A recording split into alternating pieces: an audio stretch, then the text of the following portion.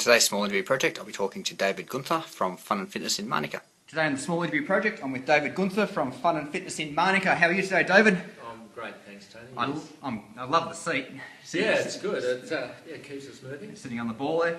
So, Fun and Fitness Manuka, tell us, what do you do? Well, we connect people with their fitness. Okay. So we help people to take responsibility for what they need to do with their exercise. So some people have injuries and can't move without pain, and so we help them through that with exercise. Some people want to lose a bit of weight, right? But we have a personal approach to that. We're not a big gym. We're very much about personalised sessions, small group or one-to-one. And I notice there's no typical gym equipment here. There's all these, that's right. The most all these unique things around us here, gadgets and everything. So. Exactly. The most important piece of equipment here is the trainer, and the trainer orchestrates the energy of the group or the individual and assists them to really bring to the session what they need to get a result. So it's a more personalised approach to fitness. And very much about the relationship between the client and the trainer, right? So that we understand what they need. Sure.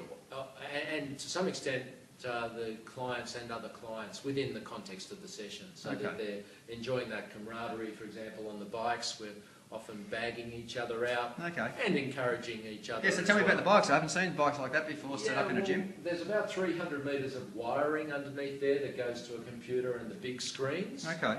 And that allows us to race these real bikes, so they have real gears, real tyres, they can have flat tyres. So they're not exercise bikes as such, they're a real bike? Yeah, they're a real bike, and so it's the closest thing you'll get to road racing and road training without actually being out there on Adelaide Avenue. Be good for winter in Canberra, I'm sure. Absolutely, when it's -7, a lot of people like to be in here rather than out there. Okay, excellent. One more question about your business before I go into my my small interview questions. Pilates, tell me a little bit about Pilates, because I know you do that as well. Yeah, so. Thank you for me. Yeah, Pilates is a very big part of our business. And what's Pilates? Well, it's about core strength and the strength of the body, particularly postural muscles. Right. A lot of what is worked in other fitness contexts are global muscles. Sometimes that creates imbalances, whereas we are very specific with what we're looking at with Pilates. We're looking at enabling people to have postural effects that will really assist them to, again, work through if they have injuries, pain in particular, and be more effective with their movements. Sometimes that can be prehab rather than rehab, so help not necessarily athletes but just anyone really with avoiding injury. So building up that core strength and everything. Core strength is really important. So there's a little bit of stretching there as well, but that's the fundamental difference between Pilates and yoga. Yoga's probably more about the stretching. Pilates is a very scientific approach to the strengthening and particularly of those core muscles. Sounds interesting. Yeah, very good. Okay, let me get into it. Tell me, so David, why did you go into business? Well, we found that we had a talent, myself and my wife, small business, for being involved with fitness, and we started off as aerobics instructors many years ago now, and we found that we could also encourage other trainers as we got into business of fitness and personal training to help other clients. And we found that that teamwork approach is very good because people connect with different types of people, and it's good to have a team of trainers involved with looking after a client base like we have here. Excellent, excellent. So if you had your time over again, would you change anything? Oh, there are many things that we would change, and we have over time. We're about to add a mural, for example, to this room to the wall. and upgrade it a bit to make it an even more pleasant place to be. So we would, and we have, and we still will. It's a changing industry. It's still a fairly young industry. So all right. Especially with, I suppose, what is it, more technological or more scientific sort of advances, or what's the? It's both. For example, the bikes here, the technology that's involved with those, but also just our communication processes with being able to have clients be able to use a self-service approach with scheduling their appointments, being able to reschedule out of appointments, that sort of thing. So again, it comes back to that personalised technology is important. That's right, but it's also important pick up the phone and talk to people. Definitely. Occasionally. Definitely. What's been your biggest challenge, or what is your biggest challenge in business so far? I think it's probably educating the market about how we are different to other fitness offerings. We're not a gym. Yep. We're studios with personal trainers who do small group sessions or one-to-one trainers. So we're very much about that personalised approach. The antithesis, for example, of those 24-hour gyms, or even the other big gyms. Yep.